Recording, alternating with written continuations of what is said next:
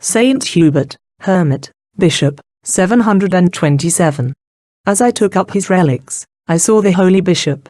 He said, that is my bone. I'm Hubert. Then I had visions of his life, and I saw him as a boy in a solitary old castle surrounded by a moat. He wore a close-fitting suit and roamed with his crossbow in forest and field shooting birds, which he afterward gave to the sick around the castle. I often saw him cautiously crossing the moat on a floating plank to distribute his alms. Then I saw him a young married man in a distant country, joining with many others in a great hunt. He wore a leathern cap. On his breast hung a bent tube, over his shoulder a crossbow, and in his hand he carried a light spear. The huntsmen all had little tawny dogs. I saw a large one at Hubert's side. He also had a sort of barrow between two asses on which to take home the game.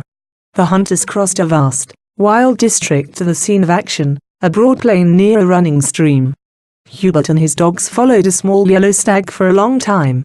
But, when the dogs had nearly overtaken it, they ran back to their master whining as if to tell him something.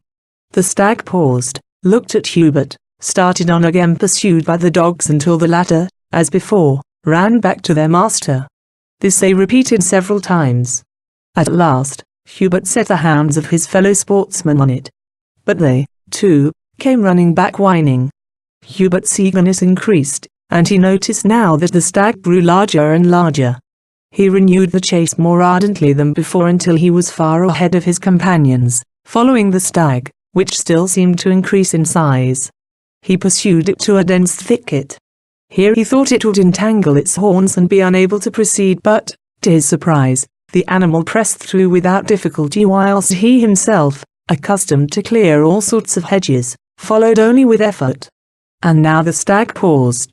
There he stood large and beautiful, in colour like a yellow horse, with long silken hair on his neck.